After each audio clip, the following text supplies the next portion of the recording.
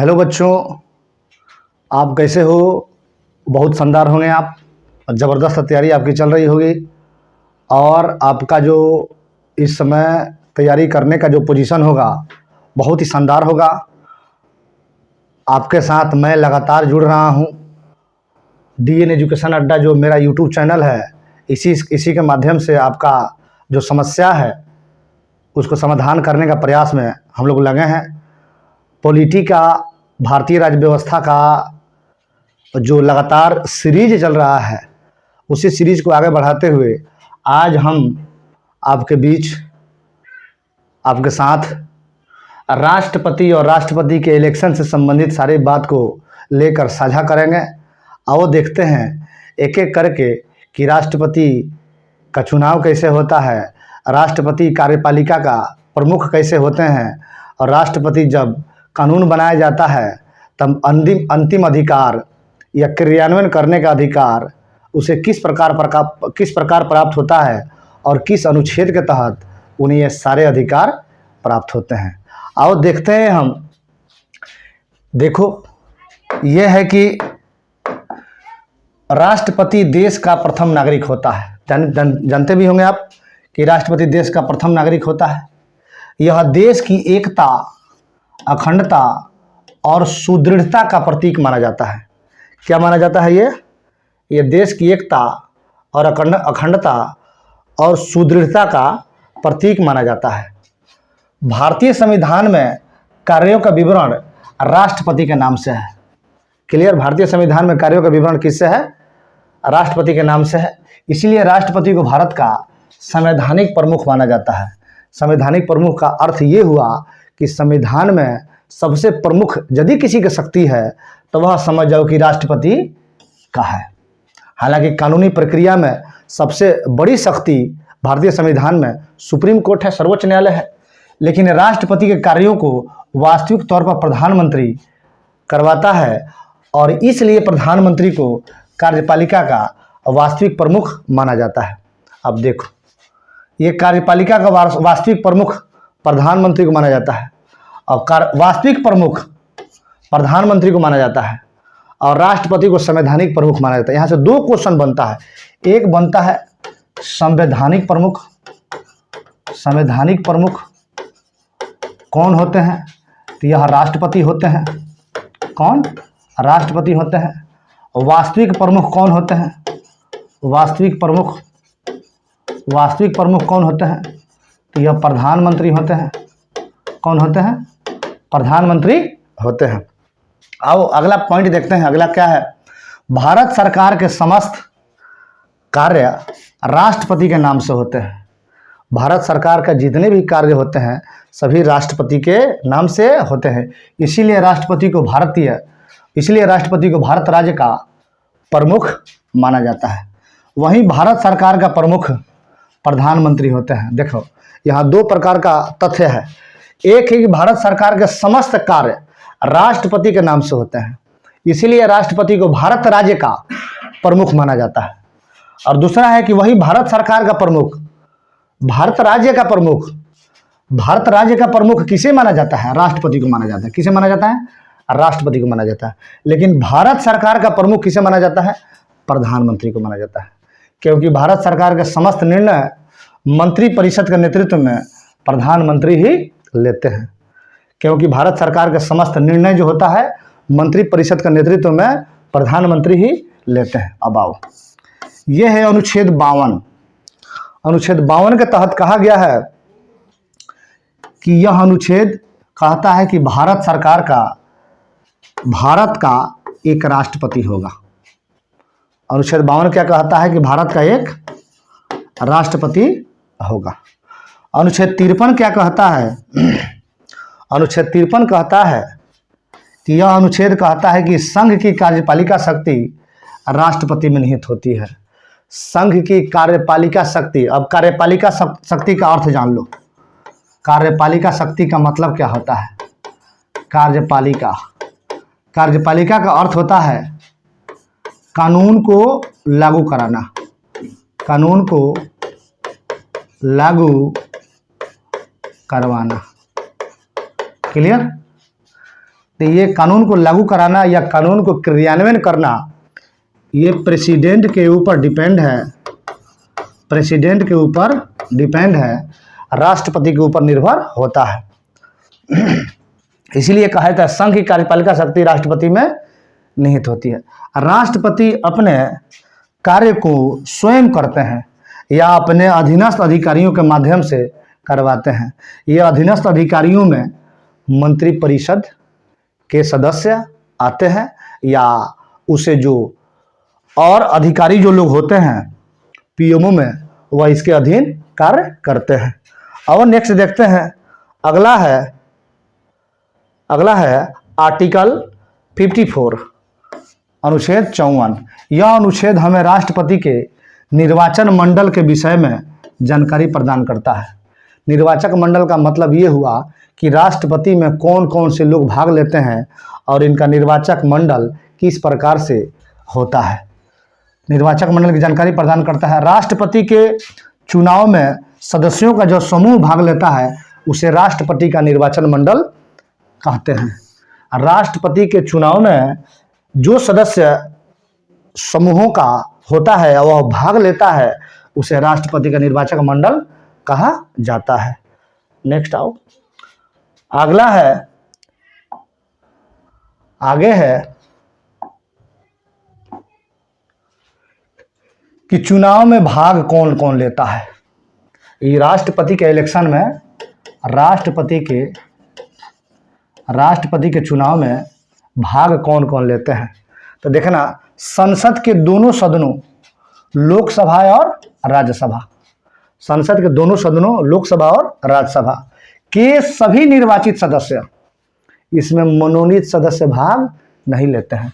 तो लोकसभा का निर्वाचित सदस्य अगर आपसे पूछा जाए तो 543 होता है और राज्यसभा के निर्वाचित सदस्य आपसे पूछा जाए तो 233 होते हैं। यही लोग राष्ट्रपति के इलेक्शन में संसद के सदस्य के रूप में, निर्वाचित सदस्य के रूप में भाग लेते हैं। उसके बाद से है सभी राज्यों, जैसे 28 राज्य के विधानसभाओं के निर्वाचित सदस्य, 28 राज्य वर्तमान में है, उस राज्य के विधानसभा के जो निर्वाचित सदस्य होंगे, जनप्रतिनिधि होंगे, एमएलए होंगे, वह राष्ट्रपति के इलेक्शन में भाग लेंगे। उसके बाद से तीसरा नंबर में दिल्ली, पुदुचेरी और जम्मू कश्मीर केंद्र शासित प्रदेश के विधानसभा के निर्वाचित सदस्य भी भाग लेंगे। अब देख लेना, ये जो जम्मू कश्मीर है, तो जम्मू कश्मीर में पहले 87 विधानसभा था, अब 3 गो नया ऐड हो गया है, अब 90 विधानसभा हो गया है। पिछली बार जब इलेक्शन हुआ इसमें तो 3 ऐड होकर 90 विधानसभा पर इलेक्शन हुआ और तब जाके इसमें सीटों की संख्या 3 बढ़ा दी गई। तो 3 केंद्र शासित प्रदेश हो गया, जिसमें दिल्ली कितना विधानसभा है 70, पुदुचेरी कितना है 30 और जम्मू कश्मीर कितना है 90। तो ये केंद्र शासित प्रदेश के विधानसभा के सदस्य भी राष्ट्रपति के इलेक्शन में भाग लेते हैं। अब देखो कौन कौन भाग नहीं लेता है, ये देखना इस चुनाव में, राष्ट्रपति के चुनाव में कौन कौन भाग नहीं लेता है।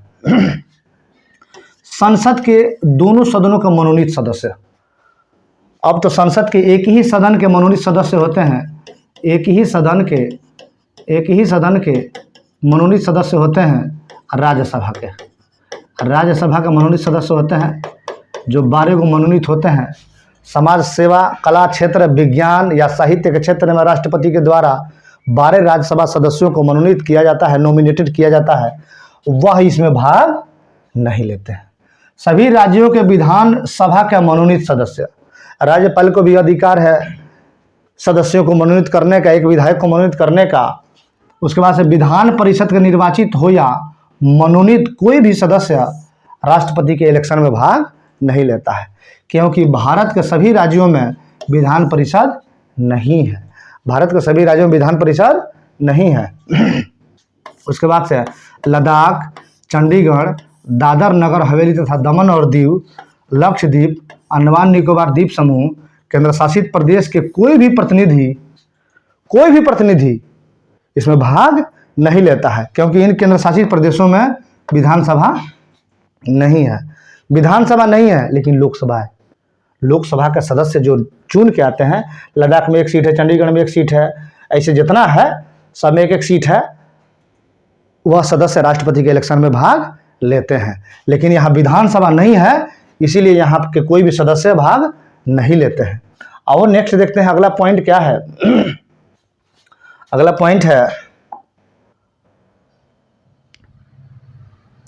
पॉइंट है कि राष्ट्रपति का इलेक्शन किस विधि द्वारा किया जाता है या किस प्रकार द्वारा किया जाता है। तो पहले ये जानेंगे अनुच्छेद 55 के तहत राष्ट्रपति के चुनाव के रीति या तरीका के विषय में महत्वपूर्ण जानकारी क्या मिलता है। तो पहला देखो, एक एमएलए का मत मूल्य निकालना है। अब थोड़ा सा और कॉन्सेप्ट के साथ इसको पढ़ते हैं कि पूरे भारत में 543 लोकसभा के निर्वाचित एमपी हैं और पूरे भारत में 233 राज्यसभा के निर्वाचित एमपी हैं। ये जोड़ेंगे तो ये हो जाएगा 776। तो 776 ये एमपी लोग वोट देते हैं राष्ट्रपति के इलेक्शन में। अब जहाँ विधायक की बात आएगा, एमएलए की बात आएगा, तो सब मिला के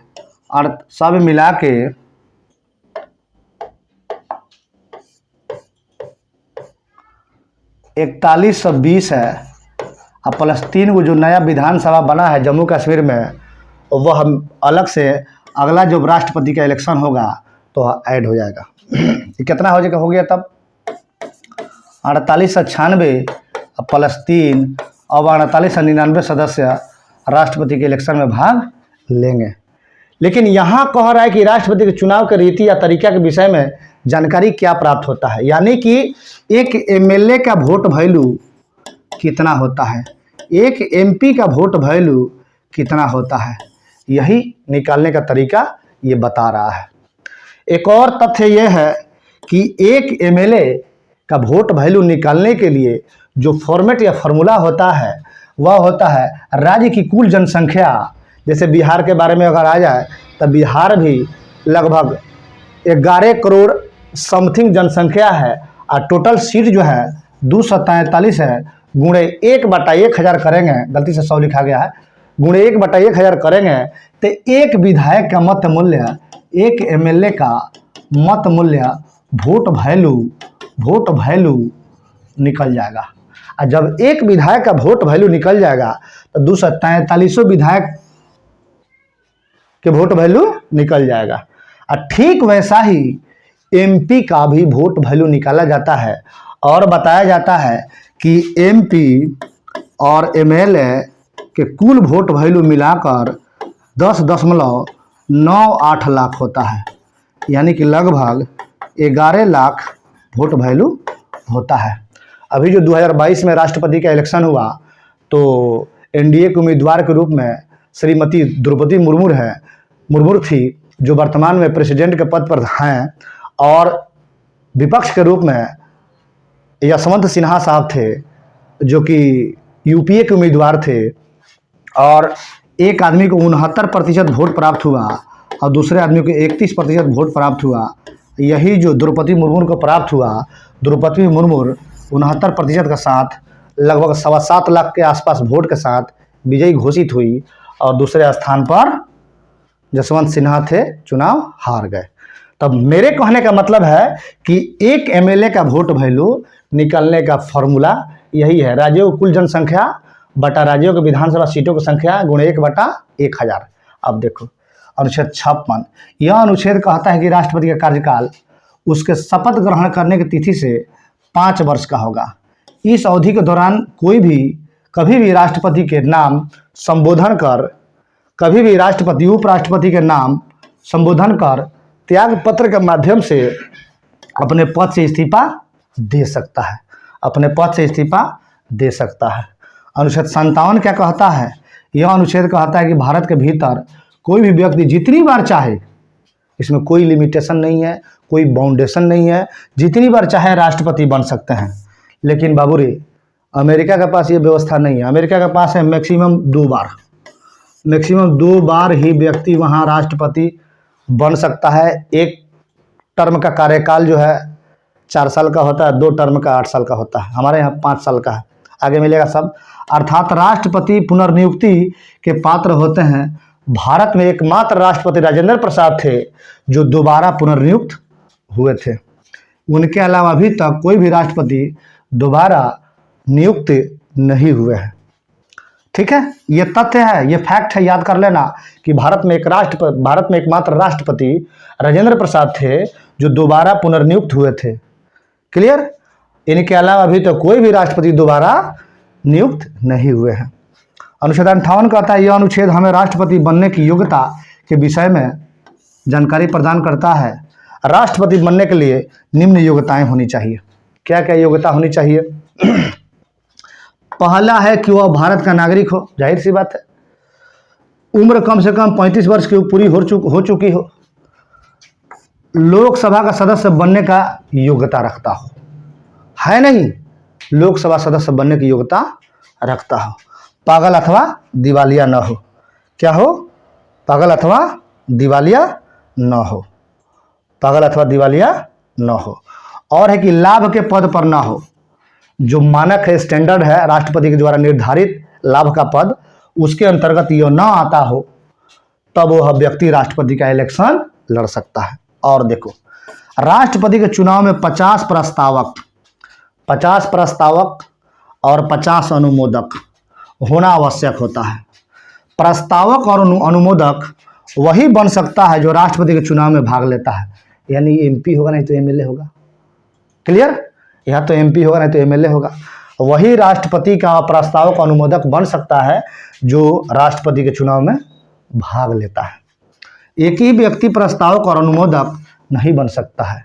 अलग अलग व्यक्ति, अलग अलग एमपी, अलग अलग एमएलए, 50 प्रस्तावक और 50 अनुमोदक राष्ट्रपति के इलेक्शन में होते हैं, तब जाके यह नॉमिनेशन करा पाते हैं।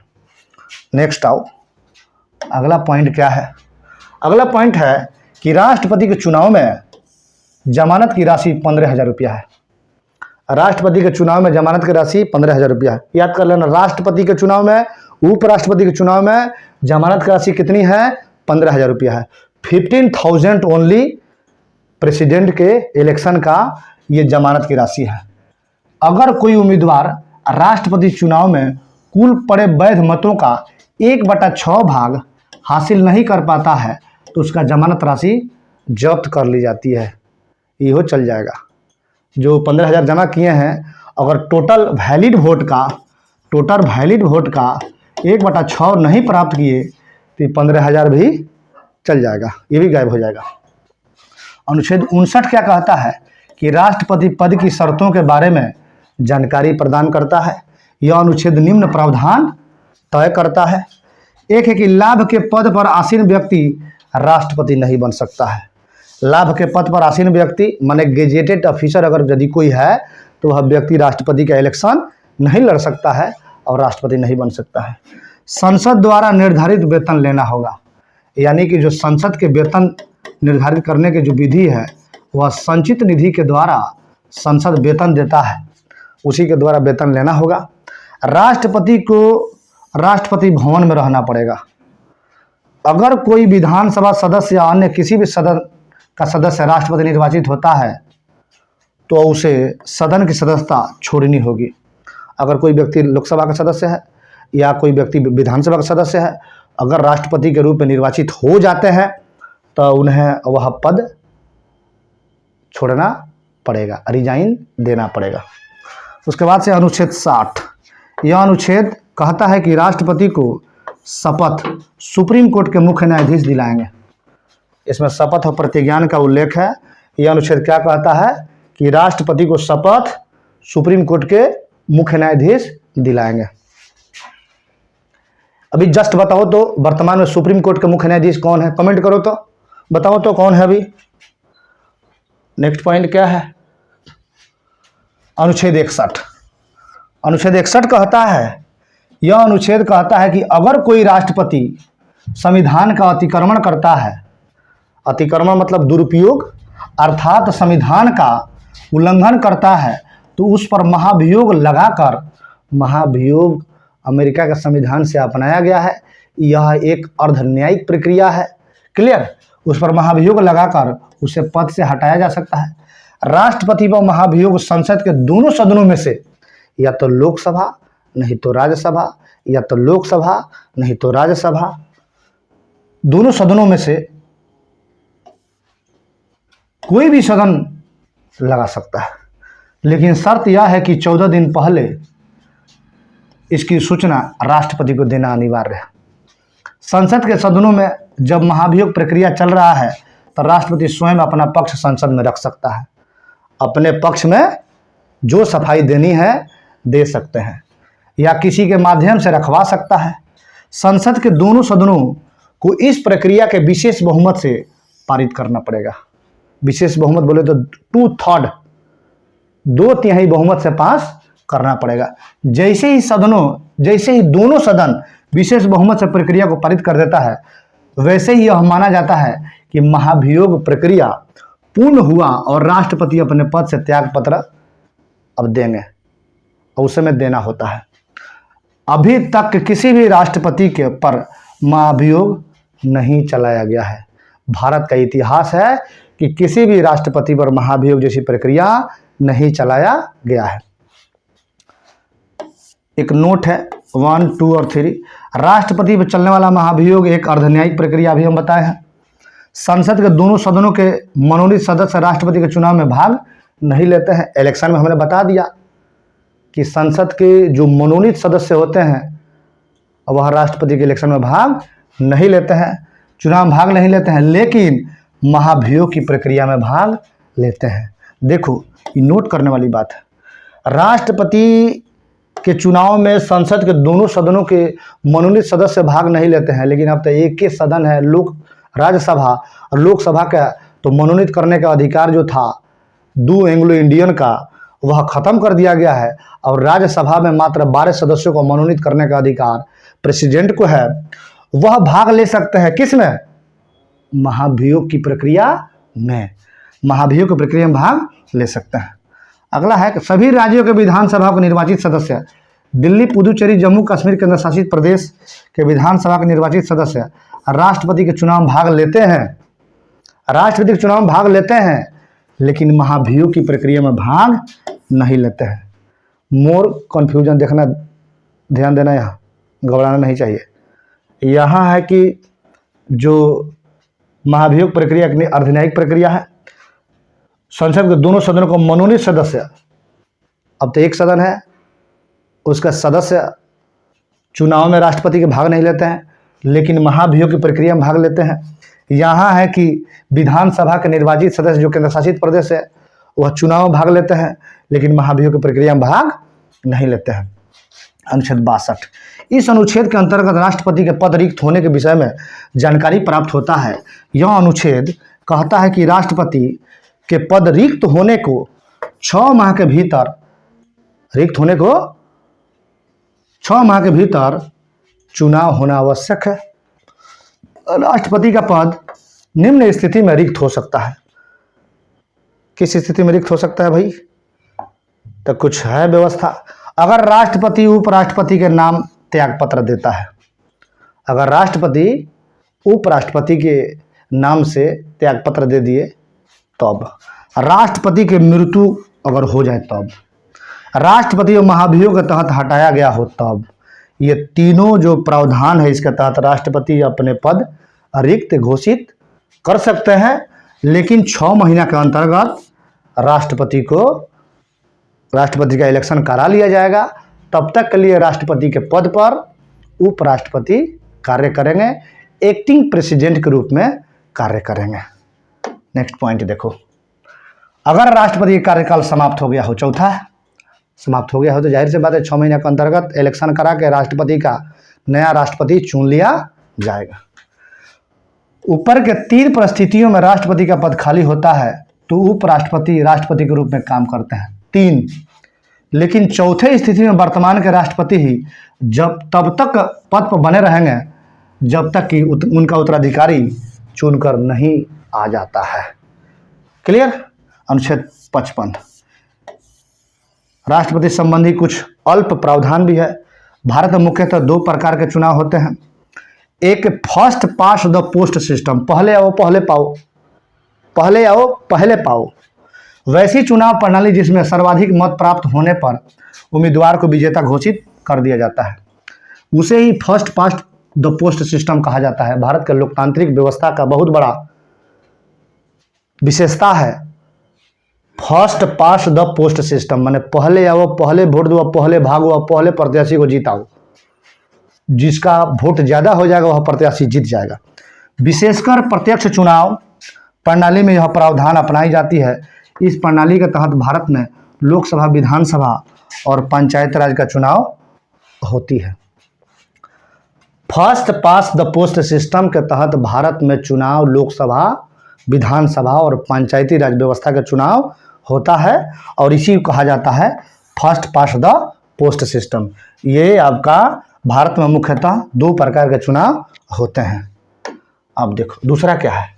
दूसरा है अनुपातिक प्रतिनिधित्व के आधार पर एकल संक्रमणीय मत पद्धति के द्वारा, यानी वैसा चुनाव प्रणाली जिसमें उम्मीदवार को विजेता बनने हेतु कुल पड़े वैध मतों का 50% से अधिक मत प्राप्त करना आवश्यक होता है। 50% से भले 1% भी अधिक अगर मत प्राप्त किया है तो ये यदि 51% होगा तो इसके जो विपक्ष होगा वो तो जाहिर सी बात है 49% या 49% ही होगा। विजेता हेतु कुल पड़े वैध मतों का 50% से अधिक प्राप्त करना आवश्यक होता है, उसे अनुपातिक प्रतिनिधित्व चुनाव प्रणाली कहा जाता है। वैसे भारत में राष्ट्रपति, उपराष्ट्रपति, विधान परिषद, राज्यसभा का सदस्य चुनाव इसी प्रणाली के तहत किया जाता है। उसके बाद से एमपी, संसद का सदस्य का मत मूल्य, ये सब था। एमएलए का संसद सदस्य का मत मूल्य हम बताए थे, उसके बाद जो प्रावधान था उसका बताए थे। अब जो बता रहे हैं हम, और एमपी का संसद के या मेंबर ऑफ पार्लियामेंट के एक संसद सदस्य का मत मूल्य या वोट वैल्यू।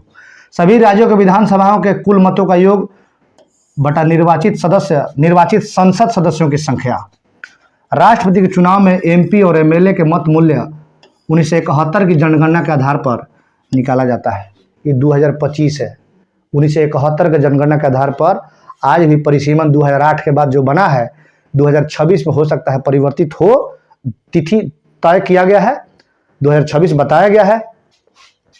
सभी राज्यों के विधायकों मतों का मूल्य अलग अलग राज्यों में अलग अलग होता है।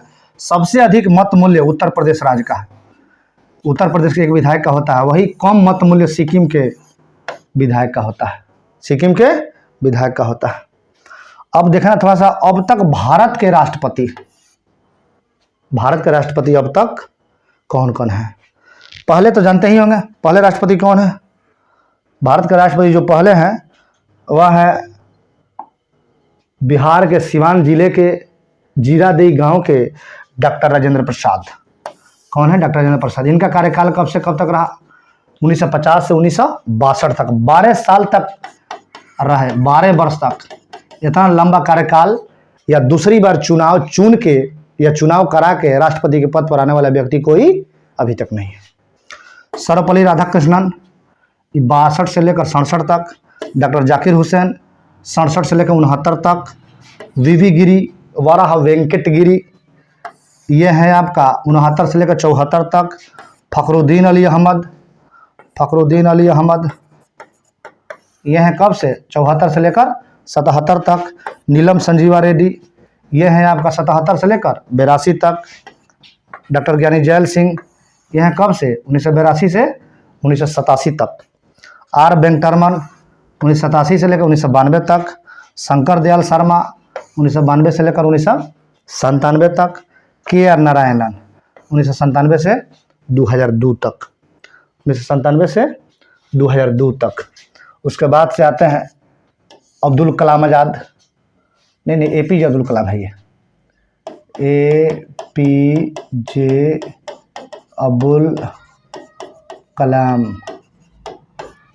2002 से लेकर 2007 तक, श्रीमती प्रतिभा देवी सिंह पाटिल 7 से लेकर 12 तक, प्रणब मुखर्जी 12 से लेकर 17 तक, रामनाथ कोविंद 17 से लेकर 22 तक, और श्रीमती द्रौपदी मुर्मू ये वर्तमान की राष्ट्रपति हैं और इनका जो पीरियड है 22 से लेकर ये जाएगा 27 तक। माने वर्तमान 2025 में यही है। अब देखना, देश के राष्ट्रपति का चुनाव पहली बार 1952 में हुआ था। कब हुआ था? 1952 में हुआ था। 1950 से 52 तक राजेंद्र प्रसाद संविधान सभा द्वारा मनोनीत राष्ट्रपति के रूप में कार्य कर रहे थे। 1950 से 52 तक संविधान सभा के द्वारा मनोनीत राष्ट्रपति के रूप में कार्य कर रहे थे। अभी तक इतिहास में राष्ट्रपति के रूप में सबसे लंबा कार्यकाल डॉक्टर राजेंद्र प्रसाद का ही रहा है। डॉक्टर सर्वपल्ली राधाकृष्णन एक दार्शनिक राष्ट्रपति हुए। इन्होंने भारत की सांस्कृतिक विरासत का नेतृत्व किया। देश के प्रथम मुस्लिम राष्ट्रपति डॉक्टर जाकिर हुसैन हुए। राष्ट्रपति के रूप में सबसे छोटा कार्यकाल इन्हीं का है। अभी तक 2 उपराष्ट्रपति डॉक्टर जाकिर हुसैन तथा फखरुद्दीन अली अहमद का पद पर रहते हुए निधन हो गया। किनका? फखरुद्दीन अली अहमद और जाकिर हुसैन। देश के प्रथम निर्दलीय राष्ट्रपति बीबी गिरी थे। कौन थे? बीबी गिरी थे। बीबी गिरी बने। द्वितीय वरीयता के आधार पर राष्ट्रपति का चुनाव बीबी गिरी ने जीता। साथ ही साथ सबसे कम मतांतर के चुनाव बीबी गिरी ने ही जीता। राजेंद्र प्रसाद के अलावा 2 बार राष्ट्रपति का चुनाव नीलम संजीव रेड्डी ने लड़ा। नीलम संजीव रेड्डी दोनों बार राष्ट्रपति का चुनाव लड़ने से पूर्व लोकसभा के अध्यक्ष पद पर थे। एकमात्र राष्ट्रपति ज्ञानी जैल सिंह हैं जिन्होंने पॉकेट वीटो या जेबी वीटो का प्रयोग किया था। पॉकेट वीटो या जेबी वीटो का प्रयोग किया था। आर वेंकटरमन अपने कार्यकाल के आधार पर अपनी आत्मकथा माई प्रेसिडेंशियल ईयर्स एक किताब लिखा है। शंकर दयाल शर्मा एकमात्र ऐसे राष्ट्रपति हैं जो उपराष्ट्रपति, मुख्यमंत्री और राज्यपाल सभी पदों पर रहे। देश के प्रथम दलित राष्ट्रपति के.आर. नारायणन थे। यह केरल के रहने वाले थे। देश के एकमात्र वैज्ञानिक राष्ट्रपति अबुल पाकिर जैनुल आबदीन अब्दुल कलाम थे। भारत की प्रथम एकमात्र महिला राष्ट्रपति प्रतिभा देवी सिंह पाटिल है। प्रणब मुखर्जी राष्ट्रपति बनने से पूर्व भारत के वित्त मंत्री के पद पर कार्यरत थे। रामनाथ कोविंद देश के दूसरे दलित राष्ट्रपति के रूप में बने। उसके बाद से है देश को सर्वाधिक राष्ट्रपति देने वाला राज्य तमिलनाडु है। देश को सर्वाधिक राष्ट्रपति देने वाला राज्य तमिलनाडु है।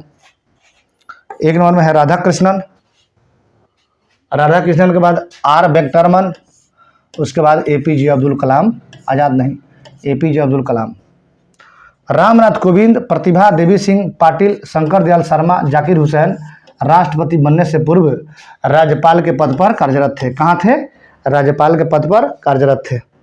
ये डॉक्टर राजेंद्र प्रसाद का पोस्टर है, उनका ये फोटो है। कुल 6 राष्ट्रपति ऐसे हैं जो उपराष्ट्रपति भी बने हैं। कौन कौन? Doctor Sarvepalli Radhakrishnan, Zakir Hussain, V V Giri, R Venkataraman, Shankar Dayal Sharma और के.आर. नारायणन। ये 6 उपराष्ट्रपति ऐसे हैं जो राष्ट्रपति बने। राधाकृष्णन और के.आर. नारायणन राज्य न्यायिक के पद पर रहे हैं। जाकिर हुसैन का संबंध जामिया मिलिया इस्लामिया विश्वविद्यालय से रहा। बीबी गिरी मजदूर नेता रहे हैं। उसके बाद से ज्ञानी जैल सिंह राष्ट्रपति बनने से पूर्व गृह मंत्री के पद पर रह चुके हैं। राष्ट्रपति के कार्य, अधिकार और शक्ति। क्षमादान का अधिकार। राष्ट्रपति क्षमादान का अधिकार 72 में है। आर्टिकल 72 में है। भारतीय संविधान का अनुच्छेद 72 राष्ट्रपति को 5 प्रकार के क्षमादान का अधिकार प्रदान करता है। कितने प्रकार का? 5 प्रकार का क्षमादान का अधिकार प्रदान करता है। एक है क्षमा। जब राष्ट्रपति बिना किसी शर्त के किसी दोषी व्यक्ति को पूर्णतः माफ कर देता है तो उसे क्षमा कहा जाता है।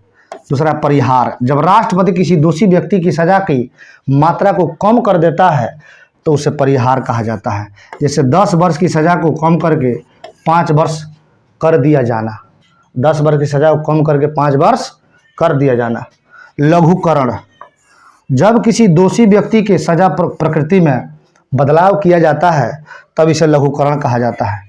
जैसे मृत्यु दंड को आजीवन कारावास में बदल दिया जाना। मृत्यु दंड को आजीवन कारावास में बदल दिया जाना। उसके बाद है चौथा है विराम। कुछ विशेष परिस्थितियों में जैसे विकलांगता, गर्भवती महिला तथा बुढ़ापा इत्यादि में सजा पर रोक लगा दिया जाना विराम कहलाता है। ये सब राष्ट्रपति का अपना समझ जाओ कि अधिकार है, जो 5 प्रकार का अधिकार है। 5 प्रकार का अधिकार है। लास्ट है प्रविलंबन। कुछ समय के लिए सजा को टालना प्रविलंबन कहलाता है। कुछ समय के लिए सजा को टालना प्रविलंबन कहलाता है। अब देखो वीटो संबंधी अधिकार, एक और अधिकार है। वीटो एक लैटिन शब्द है, लैटिन भाषा का शब्द है, जिसका शाब्दिक अर्थ होता है रोकना। वीटो का अर्थ होता है रोकना। वीटो का प्रयोग कर रहा है यानी कि उस बिल को रोक रहा है। भारत के राष्ट्रपति को वीटो संबंधी अधिकार अनुच्छेद 1 से 11 देता है। कौन सा अनुच्छेद भारत के राष्ट्रपति को वीटो का अधिकार देता है जी? अनुच्छेद 111।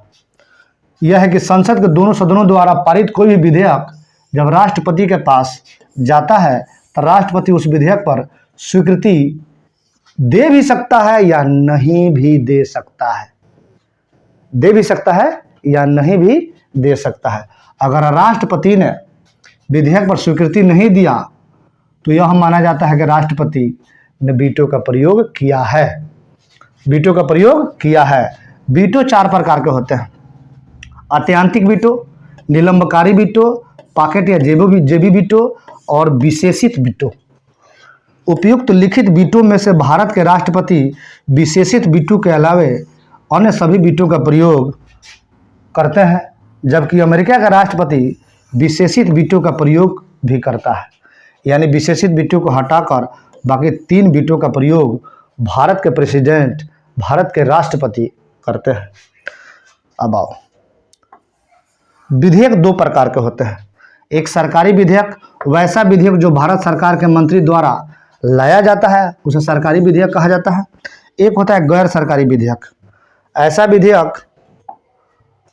ऐसा विधेयक जो मंत्री के अलावा अन्य संसद सदस्य के द्वारा लाया जाता है उसे गैर सरकारी विधेयक कहा जाता है। नेक्स्ट आओ, यह है आत्यांतिक वीटो।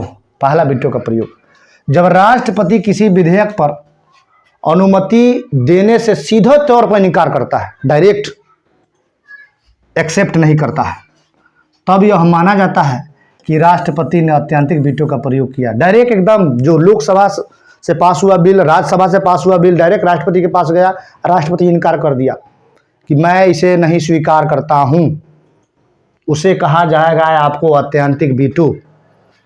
इस विधेयक का प्रयोग गैर सरकारी विधेयक पर किया जाता है। गैर सरकारी विधेयक अभी हमने बताया कि कोई संसद सदस्य यदि उस विधेयक को लाता है तो उसे गैर सरकारी विधेयक कहा जाता है। गैर सरकारी या सरकारी विधेयक हमने बताया है, यदि कोई मंत्री कोई विधेयक सदन में लाता है उसे सरकारी विधेयक कहा जाता है। उसके बाद निलंबकारी विधेयक। संसद के दोनों सदनों द्वारा पारित कोई विधेयक राष्ट्रपति के पास जाता है तो राष्ट्रपति उस विधेयक को एक बार पुनर्विचार के लिए लौटा सकता है। एक बार उसको देखेगा और फिर से मंत्रिपरिषद को लौटाएगा, संसद को लौटाएगा। अगर राष्ट्रपति विधेयक को पुनर्विचार के लिए लौटाता है तो यह माना जाता है कि राष्ट्रपति ने निलंबकारी वीटो का प्रयोग किया है। निलंबकारी वीटो का प्रयोग किया है। अब आइए पॉकेट वीटो। जब संसद द्वारा पारित कोई विधेयक राष्ट्रपति के पास जाता है और राष्ट्रपति उस पर ना सहमति देता है और ना ही असहमति व्यक्त करता है, तत्पश्चात यह माना जाता है कि राष्ट्रपति ने पॉकेट वीटो का प्रयोग कर लिया है। वहाँ जो डस्टबिन पड़ा रहता है उसी में डाल देता है। तब माना जाता है कि ना सहमति दिया ना असहमति दिया, बस चुपचाप एकदम रहा, तो तय कर लिया जाता है कि पॉकेट वीटो का प्रयोग राष्ट्रपति ने कर दिया है। भारत के एकमात्र राष्ट्रपति ज्ञानी जैल सिंह थे जिन्होंने डाकघर संशोधन अधिनियम 1986 पर पॉकेट वीटो का प्रयोग किया था। एकमात्र राष्ट्रपति डॉक्टर ज्ञानी जैल सिंह थे जो डाकघर अधिनियम 1986 पर पॉकेट वीटो का प्रयोग किया था। बाकी अभी तक किसी राष्ट्रपति ने वीटो का प्रयोग नहीं किया है।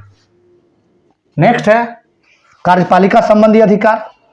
वह तो था आपका विधायिका संबंधी अधिकार, वीटो संबंधी अधिकार, जो 4 प्रकार के वीटो पाए जाते हैं वो किसका किसका कैसे कैसे प्रयोग होता है। अनुच्छेद 53 कहता है कि संघ कार्यपालिका शक्ति राष्ट्रपति में निहित होती है। राष्ट्रपति के द्वारा उपराष्ट्रपति को शपथ दिलाया जाना, प्रधानमंत्री की नियुक्ति, प्रधानमंत्री की सलाह पर अन्य मंत्रियों की नियुक्ति, महान न्यायवादी की नियुक्ति, राज्यपाल की नियुक्ति, वित्त आयोग के अध्यक्ष एवं सदस्य की नियुक्ति, संघ लोक सेवा आयोग के अध्यक्ष सदस्य की नियुक्ति इत्यादि राष्ट्रपति के कार्यपालिका संबंधी अधिकार के अंतर्गत आता है। अब देखो, विधायिका संबंधी अधिकार, यह है कार्यपालिका संबंधी अधिकार, यह है विधायिका संबंधी अधिकार। यह विधायिका के अंतर्गत लोकसभा और राज्यसभा दोनों आता है। कौन कौन आता है? लोकसभा और राज्यसभा दोनों आता है। लोकसभा और राज्यसभा को लेकर राष्ट्रपति को अधिकार प्राप्त होते हैं। वे राष्ट्रपति के विधायिका संबंधी अधिकार कहलाते हैं, जो निम्न है। राष्ट्रपति संसद के दोनों सत्रों को आहूत और सत्रावसान कर सकता है। ठीक है। राष्ट्रपति प्रधानमंत्री की सलाह पर लोकसभा को भंग कर सकता है। जब कभी किसी विधेयक को लेकर संसद में दोनों सदनों के बीच मतभेद अगर हो जाए तो ऐसी परिस्थिति में अनुच्छेद 108 के तहत राष्ट्रपति संयुक्त अधिवेशन बुलाता है। प्रश्न पूछता है कि इस अधिवेशन की अध्यक्षता कौन करता है? इस अधिवेशन की अध्यक्षता लोकसभा स्पीकर करते हैं। कौन करते हैं? लोकसभा स्पीकर करते हैं। बुलाने का काम कौन करते हैं? राष्ट्रपति करते हैं। राष्ट्रपति राज्यसभा में 12 सदस्यों का मनोनीत साहित्य, कला, विज्ञान, समाज सेवा, साहित्य, कला, विज्ञान, समाज सेवा के क्षेत्र से करते हैं। अध्यादेश जारी करने की शक्ति 123, आर्टिकल 123। अब देखो इसके बारे में थोड़ा सा। भारत शासन अधिनियम 1935 भारत के राष्ट्रपति को अध्यादेश जारी करने का अधिकार प्रदान करता है। अध्यादेश जारी करना विधायी संबंधी अधिकार में आता है। भारत के राष्ट्रपति अनुच्छेद 123 के तहत अध्यादेश जारी कर सकता है। राष्ट्रपति निम्न स्थितियों में अध्यादेश जारी करता है। कब कब? अगर संसद के सदनों का सत्र न चल रहा हो, यानी कि दोनों सदन सत्र में न हो, तब अध्यादेश जारी किया जाता है। अगर संसद के एक सदन सत्र में हो और दूसरा सत्र में न हो, तब भी अध्यादेश जारी किया जाता है राष्ट्रपति के द्वारा। राष्ट्रपति द्वारा जारी अध्यादेश अधिकतम 6 माह तक लागू हो रहता है, लेकिन संसद का सत्र शुरू होने के 6 सप्ताह तक ही रहता है। 6 सप्ताह तक यह रहता है। कुछ विधेयक ऐसे होते हैं जो राष्ट्रपति के पूर्व अनुमति से संसद के सदनों में लाए जाते हैं, जैसे धन विधेयक बिना राष्ट्रपति की अनुमति से लोकसभा में नहीं लाया जाता। राज्य निर्माण संबंधी विधेयक, अनुदान की मांग, संचित निधि से धन निकालने संबंधी विधेयक इत्यादि। राष्ट्रपति का सलाहकारी अधिकार, राष्ट्रपति भारतीय संविधान का अनुच्छेद 143 143 राष्ट्रपति को सुप्रीम कोर्ट से कानूनी सलाहों या मसलों पर उन्हें सलाह लेने का अधिकार होता है। सुप्रीम कोर्ट राष्ट्रपति को सलाह देने के लिए बाध्य है। क्या है? बाध्य है। लेकिन राष्ट्रपति सलाह मानने के लिए बाध्य नहीं है। वह उनके स्वतंत्रता के ऊपर डिपेंड है, मानेंगे या नहीं मानेंगे। आपात संबंधी अधिकार, अनुच्छेद 352 के तहत राष्ट्रपति आपात की घोषणा भारत के राष्ट्रपति मंत्रिमंडल के लिखित सिफारिश पर कर सकता है। अनुच्छेद 356 के तहत राष्ट्रपति मंत्रिमंडल की सलाह पर राष्ट्रपति शासन की घोषणा कर सकता है किसी भी राज्य में। अनुच्छेद 360 के तहत राष्ट्रपति मंत्रिमंडल की सलाह पर वित्तीय आपात की घोषणा कर सकता है। क्लियर? अब है राजनयिक अधिकार। भारत के लिए राजदूत या राजनयिक की नियुक्ति भारत के राष्ट्रपति के द्वारा किया जाता है तथा अन्य देशों से आने वाले राजदूत और राजनयिक से सर्वप्रथम परिचय प्राप्त भारत के राष्ट्रपति ही करते हैं। राष्ट्रपति के विशेष अधिकार और क्या क्या विशेष अधिकार है? तो पद पर रहते हुए राष्ट्रपति के खिलाफ गिरफ्तारी का वारंट जारी नहीं किया जा सकता है किसी भी न्यायालय के द्वारा। यदि राष्ट्रपति पद पर हैं तो उनके खिलाफ कोई भी न्यायालय गिरफ्तारी का वारंट जारी नहीं कर सकता है। पद पर रहते हुए अपने कार्यकाल के दौरान राष्ट्रपति ने जो काम किया है उसको लेकर उसे न्यायालय में दोषी नहीं ठहराया जा सकता है। पद पर रहते हुए राष्ट्रपति के खिलाफ आपराधिक मुकदमा नहीं चलाया जा सकता है। पद पर रहते हुए राष्ट्रपति के खिलाफ दीवानी मुकदमा नहीं चलाया जा सकता है, लेकिन 2 माह पूर्व इसकी जानकारी राष्ट्रपति को दी जाती है। सैन्य संबंधी अधिकार भारतीय सेना को 3 वर्गों में बांटा गया है। थल सेना, जल सेना, वायु सेना। तीनों सेना का कमांडर भारत के राष्ट्रपति होते हैं। युद्ध की घोषणा तथा समाप्ति की घोषणा भारत का राष्ट्रपति ही करते हैं। अब देखो, राष्ट्रपति का विवेकाधिकार माने अपने विवेक की शक्ति का प्रयोग कब करते हैं। सामान्यतः भारत के राष्ट्रपति मंत्रिपरिषद के सलाह एवं सहयोग से काम करते हैं। एक बात तय मानो, मंत्रिपरिषद के बिना राष्ट्रपति हिलते तक नहीं है, हिल डुल भी नहीं कर सकते हैं। देखो, ये मंत्रिपरिषद है, मंत्रिपरिषद है, ठीक है। मंत्रिपरिषद का नेता कौन होते हैं? प्रधानमंत्री होते हैं। ये सलाह किनको देते हैं? ये सलाह देते हैं प्रेसिडेंट को, प्रेसिडेंट को। तो मंत्रिपरिषद सलाह किसको देंगे? प्रेसिडेंट को। मंत्रिपरिषद का नेता कौन होते हैं? प्रधानमंत्री। मिला जुला के वही बात पहुंच जाएगा कि लोकतांत्रिक शासन व्यवस्था में सबसे शक्तिशाली व्यक्ति वही होता है जो बहुमत दल का नेता होता है। तो यह है, कुछ विशेष परिस्थितियों में राष्ट्रपति मंत्रिपरिषद का सलाह के बिना अपना स्वयं निर्णय लेते हैं, वही राष्ट्रपति का विवेकाधिकार कहलाता है। यह नियम निम्न है। लोकसभा के चुनाव में जब किसी पार्टी को स्पष्ट बहुमत प्राप्त नहीं होता है तो सरकार बनाने के लिए राष्ट्रपति किसे आमंत्रित करेंगे? सरकार बनाने के लिए राष्ट्रपति किसे आमंत्रित करेंगे, ये राष्ट्रपति के विवेक के ऊपर निर्भर है। लेकिन भारतीय राज्य व्यवस्था में चली आ रही है एक परंपरा सी कि राष्ट्रपति सबसे बड़े दल, देखो ये लिखा गया है इल, सबसे बड़े दल या गठबंधन को सरकार बनाने के लिए आमंत्रित करते हैं। यदि वह बहुमत सिद्ध नहीं करते हैं तब दूसरे किसी को बुलाया जाता है। जैसे बहुमत के क्या प्रोसीजर है? तब बहुमत का प्रोसीजर है 272 प्लस, ये हो गया कितना? 2 दूना 4, 7 दूना 14, 2 दूना 4 1 5, 544। लेकिन टोटल सीट कितना है? 543। 272 प्लस सीट यदि आपको आ रहा है तो आप समझ जाइए कि प्रधानमंत्री के रूप में बहुमत दल के नेता चुने जाएंगे। और जब चुने जाएंगे तब सरकार आप बना लेंगे। और जब उससे कम आ रहा है, 240 है, 235 है, तो आपको राष्ट्रपति सबसे बड़े दल मानकर पहले सरकार बनाने के लिए न्योता देंगे। और उसके बाद यदि आप नहीं सरकार बना पाते हैं तो अपोजिशन जो होंगे उनको बुलाया जाएगा। दूसरा क्या है? अगर किसी प्रधानमंत्री ने लोकसभा में बहुमत खो दिया हो तो उस प्रधानमंत्री के बात को मानना या न मानना राष्ट्रपति के विवेक के ऊपर निर्भर है। अब मान लीजिए प्रधानमंत्री हैं, बहुमत खो दिए हैं, तो मंत्रिपरिषद तो धड़ाम हो जाएगी। अब मंत्रिपरिषद धड़ाम हो जाएगी तब प्रधानमंत्री भी हट जाएंगे, लोकसभा भंग हो जाएगा। तो ये सब विवेक किसके ऊपर डिपेंड जाएगा? राष्ट्रपति के ऊपर जाएगा। अगर प्रधानमंत्री का निधन अचानक हो गया हो और उसका अगला कोई स्पष्ट उत्तराधिकारी नहीं हो तो अगला प्रधानमंत्री के रूप में नियुक्त किसे किया जाएगा, ये राष्ट्रपति के विवेक के ऊपर निर्भर करता है। हालांकि प्रधानमंत्री के निधन होने के बाद लोकसभा भंग नहीं होता है। यदि पार्टी बहुमत में है तो किसी व्यक्ति को प्रधानमंत्री या बहुमत दल का नेता चुन लिया जाता है। अगर राष्ट्रपति चाहें तो लोकसभा को भंग कर सकते हैं और नए चुनाव का घोषणा कर सकते हैं। अगर सरकार फिर से बन जाए उसी बहुमत में तो चुनाव घोषणा नहीं करेंगे। ये सब depends on president of India. Bharat के राष्ट्रपति के ऊपर सब निर्भर है।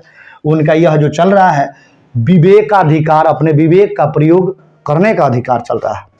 चौथा है संसद के दोनों सदनों द्वारा पारित विधेयक राष्ट्रपति के पास जाता है। लोकसभा से पास हो जाएगा, राज्यसभा से पास हो जाएगा तो डायरेक्ट जाएगा कहाँ? प्रेसिडेंट के पास जाता है। तो राष्ट्रपति उस विधेयक को एक बार पुनर्विचार के लिए लौटा सकते हैं। यह निर्णय राष्ट्रपति अपने विवेक से लेते हैं। राष्ट्रपति अपने विवेक से लेते हैं। अब आपसे रिक्वेस्ट यही है कि आप इस वीडियो को लगातार देखिए और मेरे साथ बने रहिए। तब तक के लिए लेते हैं विदा। धन्यवाद। मस्त रहिए आप, बढ़िया से तैयारी कीजिए। Thank you.